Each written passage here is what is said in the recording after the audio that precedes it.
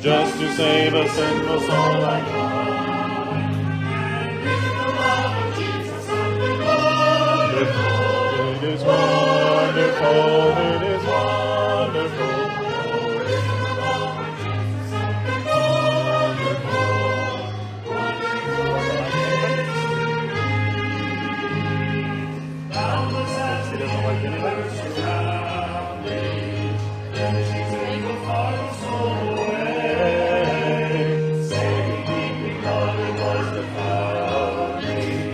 That is why my heart can truly say, in the love of Jesus, something wonderful, wonderful, it is wonderful.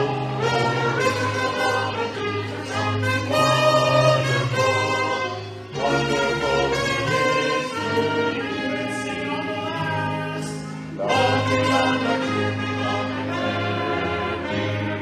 love and love of God and Christ.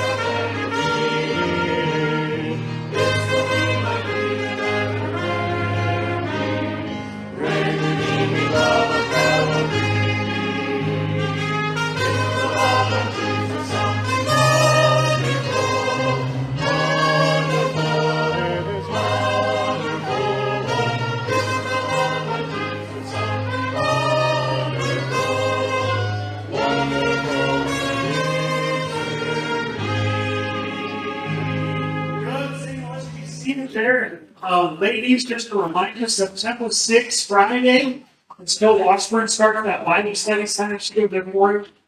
Need any of that? This Tuesday at 1 o'clock, my Sam and I, most of others are going to be going to the Q&A for Josh and baby.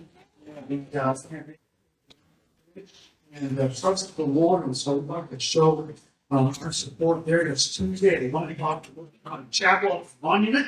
And this time, right, Mr. Josh Moffitt come on down and going to be preaching for us. And essentially the way he structured his summer is that he just kind of trusted the Lord that he can take care of the summer as he goes down and works and treasure out Bible Kingdom. When I say down, it's really good.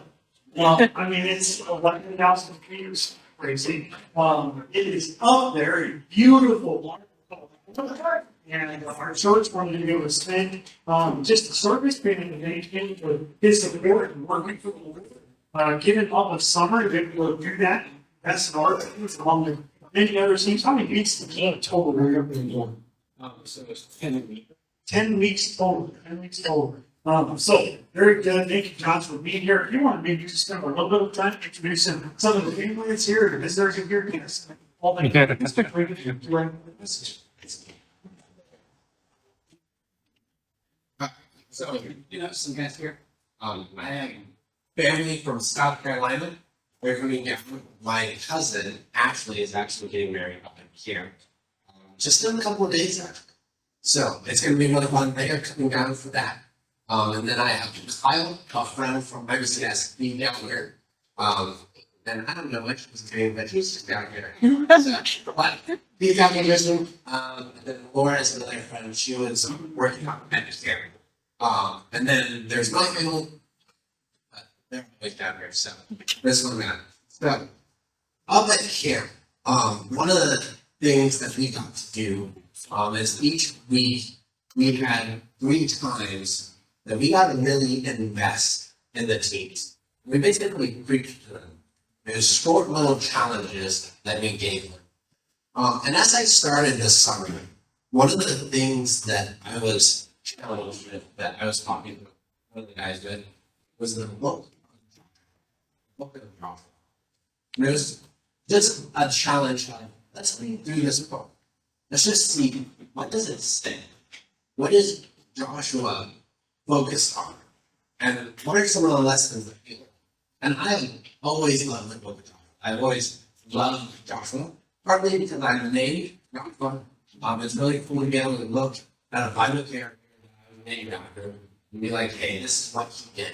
This is how God worked in his life. And then I can take that and be like, all right, now what am I doing? But I read through the book of Joshua, and I came to a story that I'd heard several times, but it struck me in a different way. And that's what I want to share with you. It's a just do so attitude. A just do so attitude. I assume most people have heard of Nike just do it. That's their slogan. They came up with it in 1988. It was a call to action for the company and the customers. They designed it to be very personal. It was supposed to get everybody on board. They wanted to just call everybody together. Whatever age, whatever ethnicity, whatever it is, everybody. They wanted to reach everyone and be like, just do it. I want to change it a little bit. I don't want to challenge you to have a just do so attitude. But just a do so attitude. And kind of that idea is saying that you have the attitude to do whatever God wants you to do, no matter how hard, or no matter how ridiculous it may seem. I want us to look at a couple Bible characters that had a just do so attitude. Our passage today, Joshua 5, verse 13 through 15. Compare to Joshua 5, verse 13 through 15. We'll give you a little bit of history in the book of Joshua. Joshua has just taken over the leadership of the children of Israel. Moses led the children of Israel out of Egypt, and he was leading them towards the promised land. And then Moses disobeyed God's command. And so God said, you aren't going to lead the people. And the children of Israel were right on the edge of Egypt. And then they said, no, that's too hard. We can't do it. And so God said, none of that generation is going to enter. They wandered around for 40 more years. Every single one had died. Except one. And Joshua was the person that took over after Moses, moving on that the leadership had been handed over to. And Joshua is now entering the land. At this point in chapter 5, the children of Israel have just crossed over Jordan. They have just entered the promised land. They just entered the Canaan, land of Canaan. And they're right on the edge there. And they see their first prophet. And that's Jericho. This walled fortress city. That's their first prophet. And so Joshua does the military thing to do, and he sends out the spies. He's gathering info. He's gathering information. He's figuring out, all right, how do we take this down? Because this is the first city that we have to take in order to start claiming the promised land. And in Joshua 5, we see a little bit of what Joshua is doing.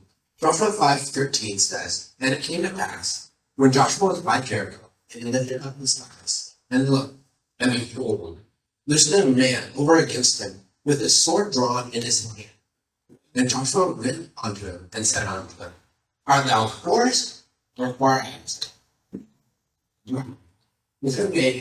So, right away, Joshua is in enemy territory. He's in enemy land. This is not a friendly place. That he is by the enemy city. It says that he is over by Jericho.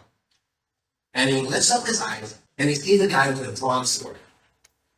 I don't know about you, but my instinct would not be to go up to him like, hey, how's it going?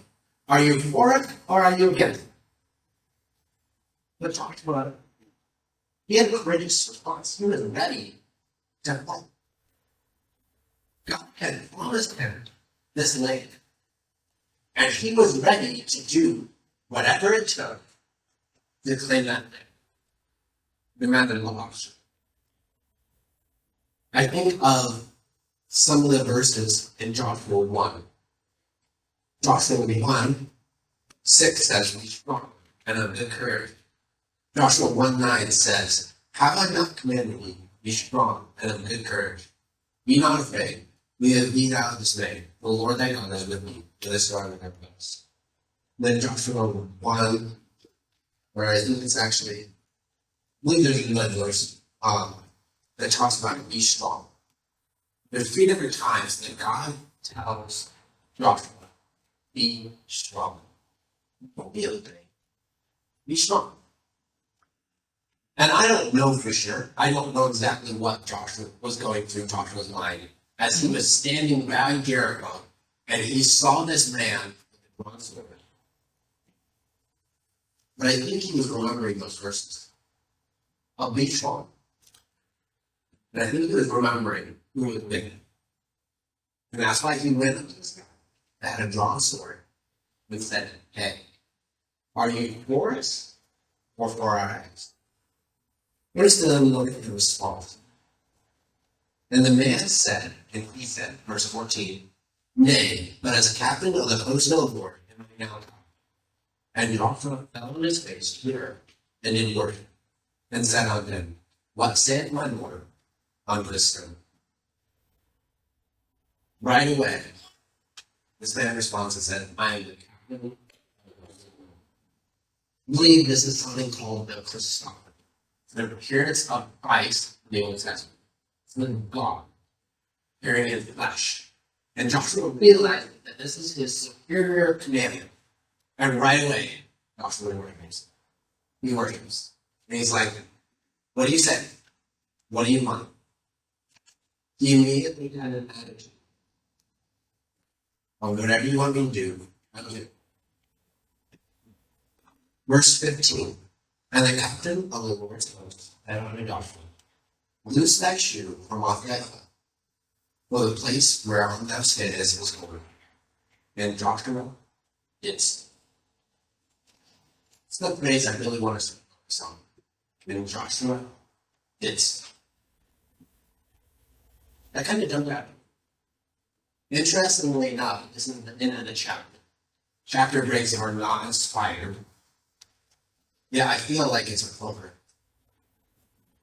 Because it's almost like that's all that needs to be told. It's the end of the story. Joshua just did something. God told him something to do. And now it's just like, yeah, I'm going to do it. It's in chapter 6, if you look at it, we'll tell you it out a little bit.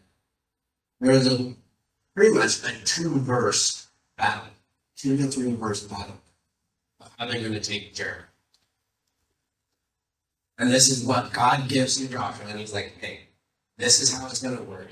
This is what I want you to do." And it was God telling him, "Take the children of Israel and walk around the city. Just walk around it. Don't even shout. Don't even say anything. It's on the 7th day. Then shout. On the 7th. And I don't know about you, but Joshua, he was a leader. At this time, he was probably about 60, 80 years old, somewhere around. He's had lots of experience under his belt. He's been a spy. He's spied out cities before. He's checked. He's already done the recon on Jericho. He's already figured out where are their strengths, where are their weaknesses. In verse 13, I wonder if he was out there by Jericho looking at, where am I going to attack? What point am I going to try and attack first and take this city down? And God tells us, no, walk around the city. How's that going to get us any closer? How's that going to make the walls of Jericho come down? He didn't know exactly what God was planning. God told him that the walls would fall down and the people would go up. Joshua had to have faith. He looked at those walls and they looked pretty solid. The people of Jericho were sure, they were confident they were not going to take it. And yet with a 2-verse battle there, Joshua did so. He followed it to it. And as a result, Jericho was taken. Jericho was taken. I want us to look at a New Testament example. Go ahead and turn to Mark 5. Mark chapter 5. And I'll just give you a brief overview of this story. And then we'll focus in a little bit more on the person that I want us to look at. So in Mark chapter 5, it tells the story of a man who was possessed by demons. He was possessed by a legion of demons. And Christ came to that area. He met this man, and he cast out those demons.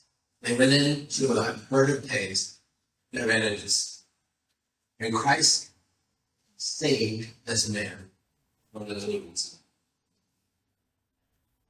But I want us to look at it.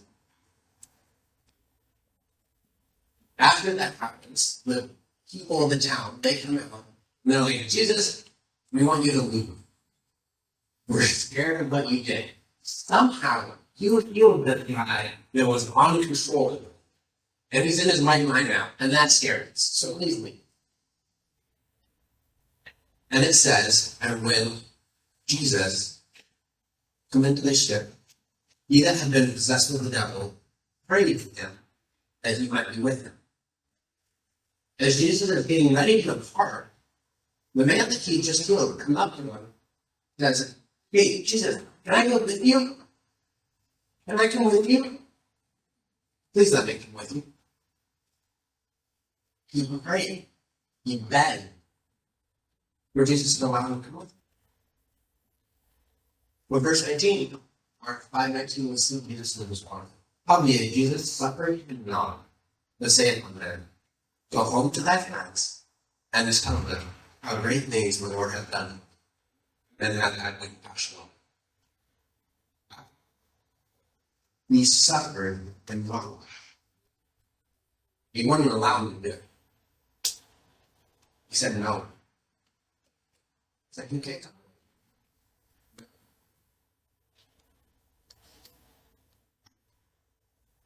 This isn't God.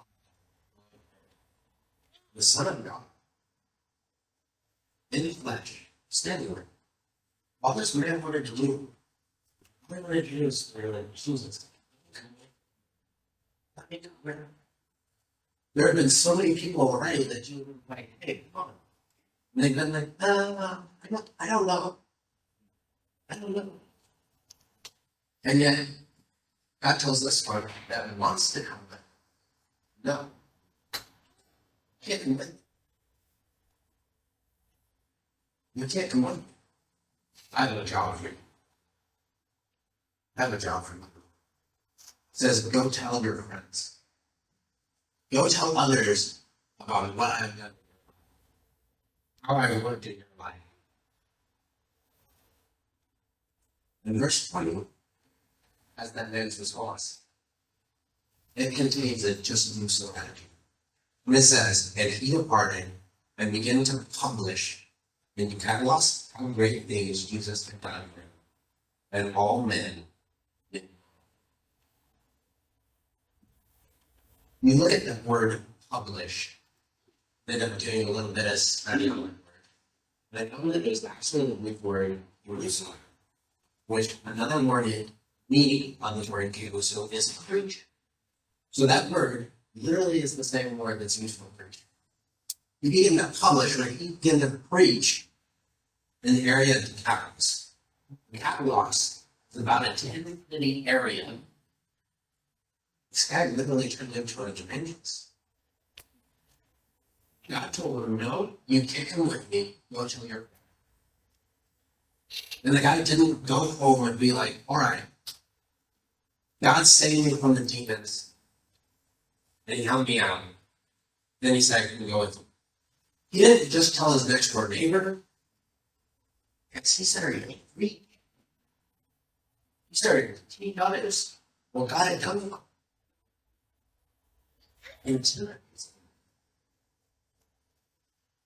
He didn't just do so attitude.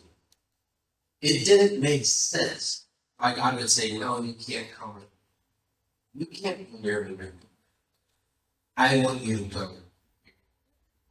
And yet this man is like, what? Yes, it did. It didn't just do so attitude. I'm going to tell you about a man, Dale Roberts. Heard about him this summer. a man that believed that he was called to be a missionary. So he decided that he was going to. However, in order to make it so he didn't have to raise some work, he was going to make it to the morning. He was going to work a job, earn a little bit of money, and then he wouldn't have to raise some work. He wouldn't have to spend that time. He could just go to the mission. Well, 2 weeks before he was going to finish his job and before retiring, 2 weeks before he was going to be retired, he was getting all excited about being able to go to the mission field. He was like, I know the Lord's been calling me to this. I know it all my life. God's been calling me. Go to the mission. Go to the mission. And now I'm going to get to it. 2 weeks before he was working an extremely stressful job. He died of a heart. Died of a heart. 2 weeks before he was going to go surrender. 2 weeks before he was going to surrender his body. He didn't have it just use of that. Whereas you have it just use of that. Whatever God asks. Maybe God's calling you on the head and no idea. You have it just use of that. Maybe God's calling you to a certain job, or a certain position, or a certain ministry. Maybe it's just inside. Maybe God's pointing the finger at something in your life. He's like, hey, you need to get this out of your life. Are you going to help me?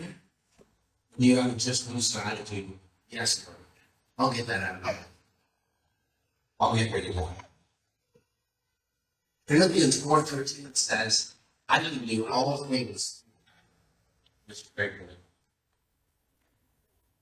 We all know that. I'll probably memorize that verse. We are living the reality. We live in the reality.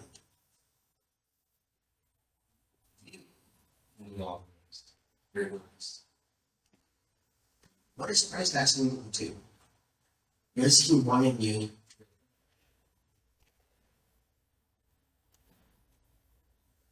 I think it's just juice or attitude. Means that sometimes we're going to have to do things that we don't want to do. This man was begging to go to Jesus. I went back to go. And yet Jesus said, no, I need you to do this. And the man was like, all right. What did it do? What did it do? Might mean that you're out of your comfort. Maybe God's telling you, hey, you need to reach your neighbor. You need to talk to your neighbor. You need to share the gospel with your neighbor. You need to understand. No, my. It's scary to share the gospel. It's typically unsaved people that need to.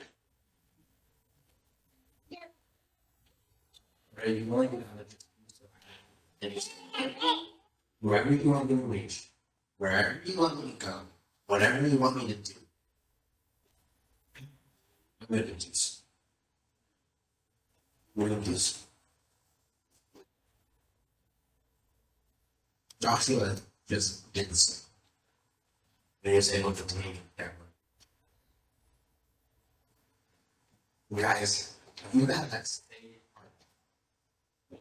heart, just be willing to do so. What's the work in your life too? There are other Jerichos in the world that God wants you to take down. You can't take them down and you're saying it must be mine. That's mine. You can only do that when you say God. It's all your way. You haven't just moved happens.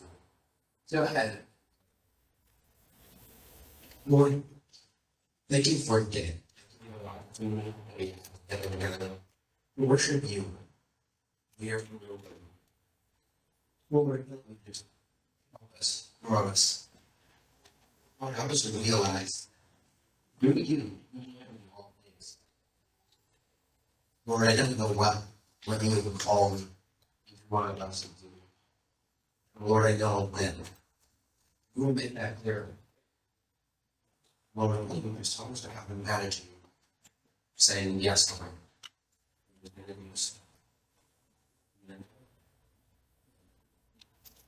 And you want to go to stand at the beginner's place and let's stand at what you have to do is someone spoke in your heart and your seat. Pray together. Pray together as a family. So all the Lord's words together.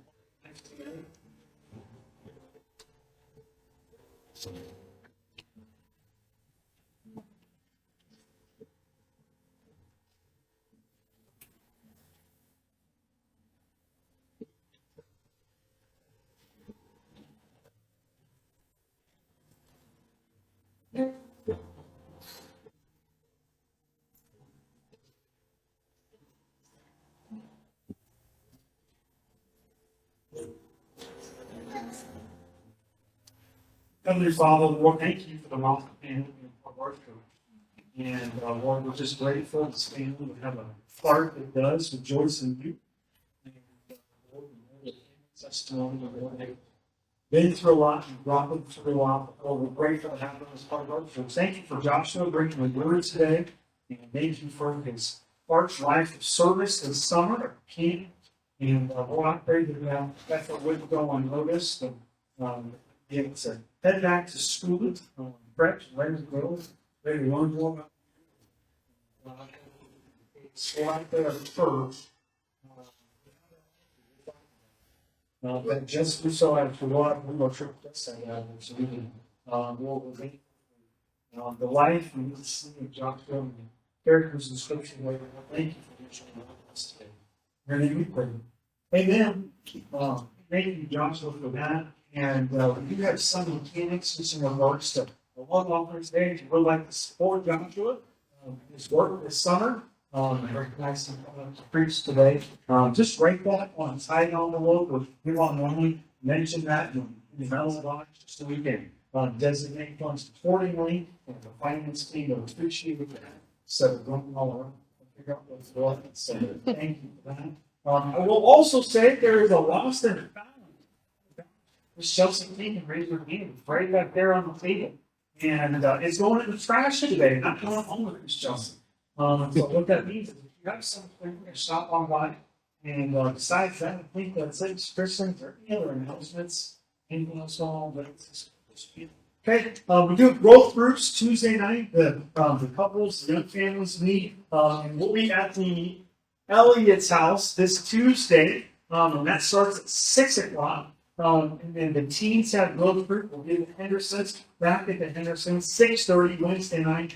Several other growth groups as well. If you'd like to plug in and be a little bit more connected and part of our church, we'd love to have you as part of one of those groups. See myself, or John Gleason, Dave Skyber. Man, we'd love to plug your family in, do yourself into a group, and singles and young adults meet 6:30 with the Reeves house this week on Wednesday as well. Those on anything else?